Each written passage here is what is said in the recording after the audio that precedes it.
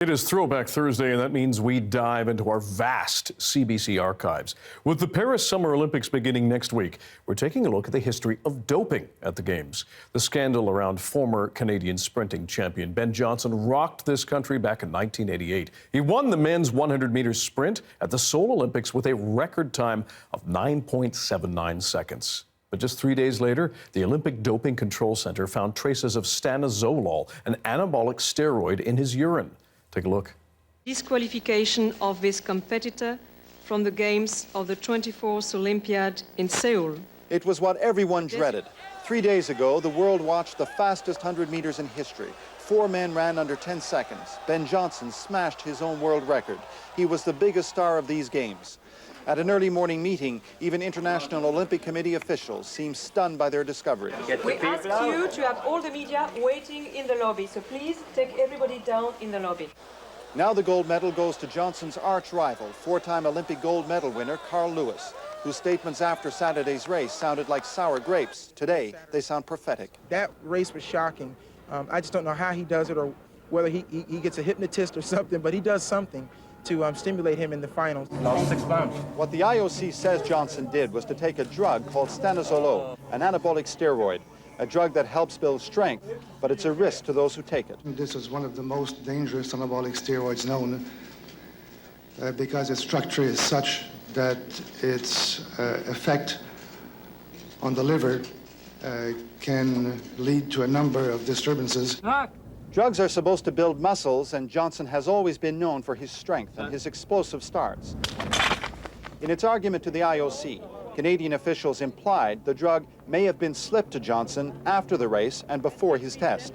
The IOC doesn't believe it. The steroid profile, however, is not consistent with such a claim. The gold medalist, Ben Johnson, Canada. So Johnson forfeits his gold medal, he forfeits his reputation, and a Canadian official says he forfeits government training money for life. The federal government withdraws all financial support from that athlete for life. That's the current policy.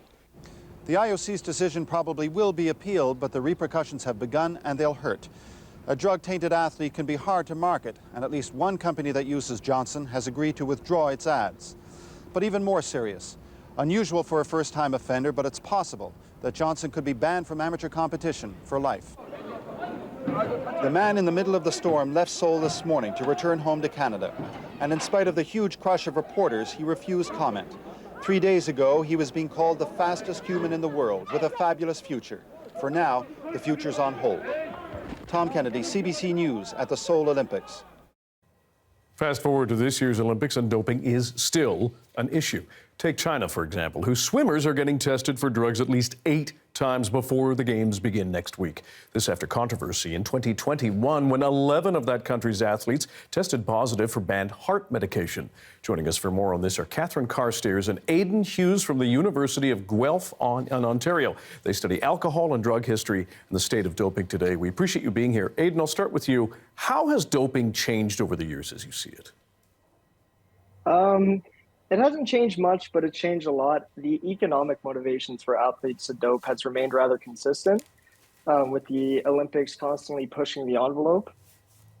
But in terms of pharmacokinetics, it's changed a lot. There's new drugs in the market. You're not going to see as many athletes being caught using anabolic steroids anymore, just because they're so easily detectable through urine.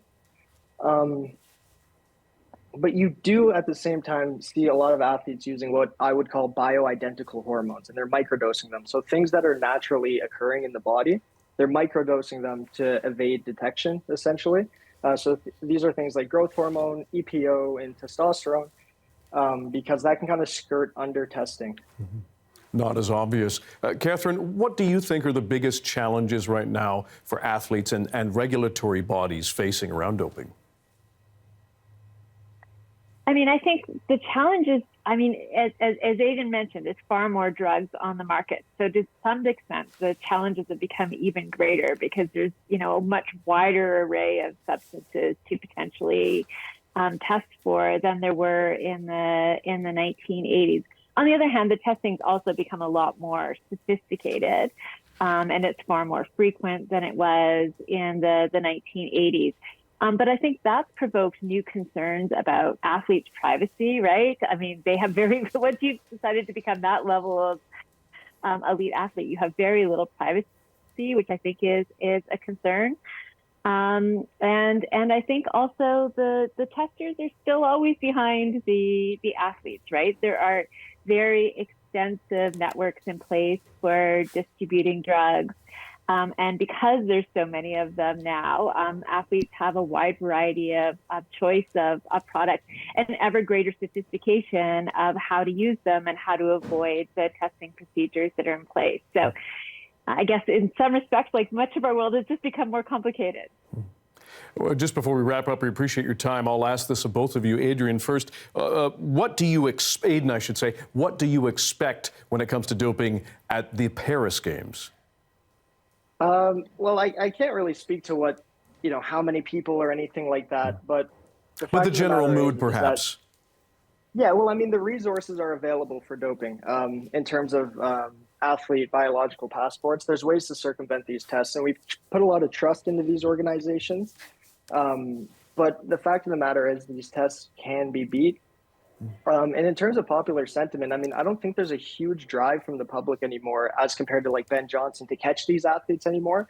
I think it's become interwoven with the narrative in Olympic sport, questions around people who are natural and redemption arcs when people kind of come back. So I really don't think there's that much of a drive anymore when we compare even back to Lance Armstrong. There's not as much public outrage. And Catherine, last word to you.